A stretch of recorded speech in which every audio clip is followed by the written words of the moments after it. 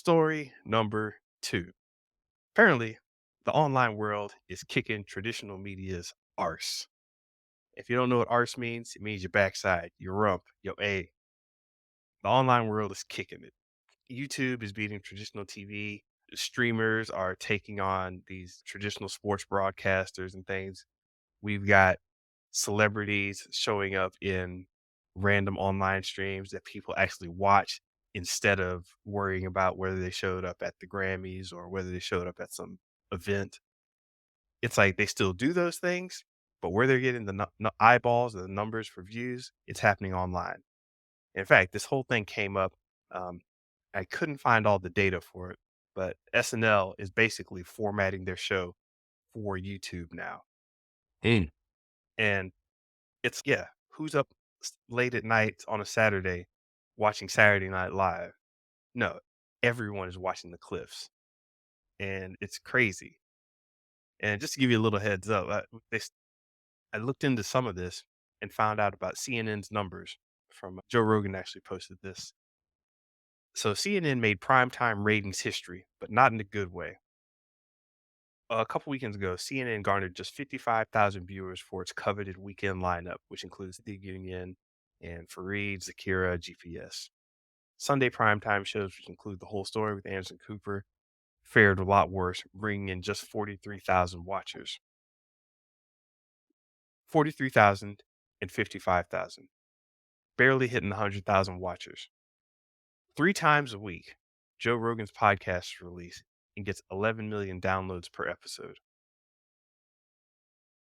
And that's a heavy chunk of listening too. So his podcasts are like 2 to 4 hours.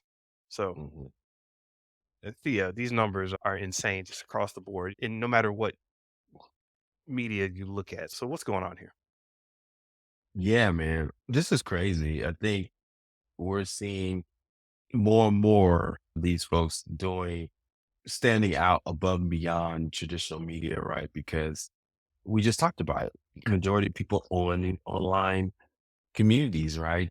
Building identities, building platforms, and these online influence is becoming more we're feeling more connected to them than we ever have before. And there's actually studies on this, Mr. Benja. If you watch someone for 11 hours and they said 4 different locations and 7 different time periods, then you feel like, well, psychologically. Mm, And or basically a video with them talking and doing stuff is almost in your mind the same as if you met them in person. And so now people have what they call parasocial. I think that's the term. Relationships with this is what we've had with celebrities for a long time, right? We saw them so much, felt like we know them. Denzel Washington, that's my bruh, man. That's my uncle. I'm gonna hang with Denzel. You just build up these celebrities as if you know them, and you really don't. And so now we have folks who are not known for their talent, but just people who are known to talk and build a relationship, build an audience. Now we're having these parasocial relationships with these other folks, right? In essence, you feel like you have a bigger bond to them than maybe these celebrities. And so when you look at social media influencers compared to traditional TV, it's almost like celebrities are like taking a step down because that platform they're using is not prolific enough and not getting us enough content and not talking to me specifically. Where these celebrities is like they have to be so broad where it's hard for them to niche down and talk to me. So they'd never be able to build a big audience like a Joe Rogan. Because Joe Rogan, before he got to 11 million, he was very probably niche, right? He probably talked to us about he's still niche now. Let's be honest. If you don't like UFC, you don't talk about aliens, you don't like talking about smoking weed, if you don't like talking stand-up comedy. stand-up comedy, those 4 things, then he's not, I don't listen to him. I like some of those things, but I'm not like a super fan. Yeah. So yes, you got 11 million people. But look, 11 million people worldwide is really not a lot in the grand scheme of things. But anyway, so that, and hopefully my point was made is that these parasocial relationships are building a big, strong, influence content audiences and communities, whereas like a CNN or a TV show, they just can't build up such a big presence because they have to stay so broad. And when you stand for everything, you stand for nothing. So because CNN has to be so broad, can't really build a bigger audience. As an audience, this is not for me. They're done. Yeah, definitely. It's so strange to me how not how it's transpired, but how once again these big companies didn't see it coming. It's just they're so slow to move. It's dude, just get online. And I remember it was like a big deal. Anderson Cooper would be on TV. And now you can follow me on Twitter, Anderson Cooper Live, and everybody was like, "Whoa, what's this Twitter thing?" And I'm like, "Oh god." And it's taken them a while to catch up.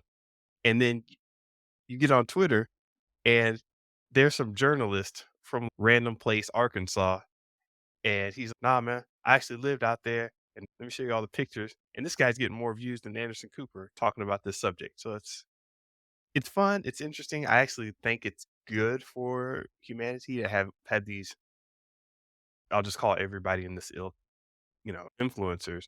But I think it's actually a good thing, man. Giving more power to I was about to say the people, but the platforms are making this power happen, like YouTube and Facebook and all that. But yeah, power to the people, I hopefully. wonder, we talked about this, right? I was talking to somebody about this, but it's like the people who are becoming super popular on the platforms is there a hidden agenda behind it, right? When you think about how easy these platforms is easily platforms on these folks, right? Yeah. Push a button, make them go viral. So I'm just Or go curious. away. Yeah, or go away. Good point. There's people who were very popular and suddenly they're gone. And yeah, so that's something also in the back of my mind is who's really running the show, right? Is it these influencers who have connections? And a lot of these influencers are getting smart, right? They build their audiences, but they probably build up a newsletter, the email list. So just in case they get deplatformed, they still have that email list of 50,000, 100,000 people. That's that. Yeah, hey guys, I'm still over here in this crazy lovely outfit. I'm gonna be in Topeka, Kansas. Come visit me. Yeah. So anyway, Mr. Billy, I think that we're seeing the evolution of where everybody's attention is going to, and unfortunately, it's not going to TV. It's probably not going to go to the movies anytime soon. Yeah. So that's my opinion on that.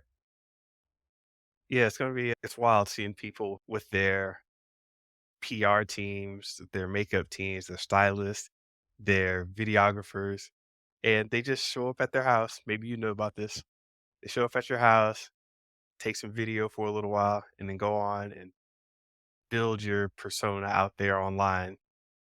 And it's going out doing its thing. And CNN's all mad because, hey, I'm right here in the streets, dog. I'm in these streets with my camera, doing my thing. You can't stop me. I like it.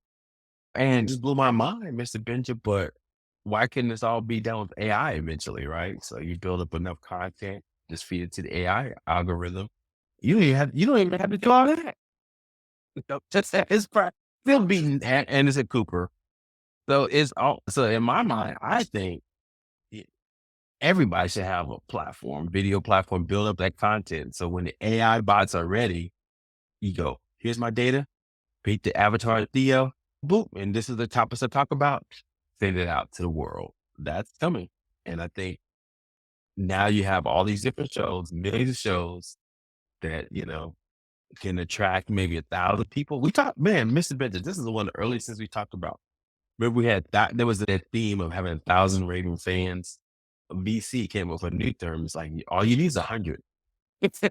Yeah. 100 people that just buy whatever you sell and you're good. And so I think that's the path of what we're going down in the traditional ways of TV, the ways we grew up, the movies. Yeah. Getting people hooked on a celebrity brand to sell you like shoes or TV dinners or whatever. That's going, man. This is the new world, the influencer world. So yeah, I'm excited. Yeah, definitely. No, it's weird, strange, fun times, man. But I'm excited too because I'm blowing up on threads. I'm about to be a threads influencer. All right. Had to throw that in there.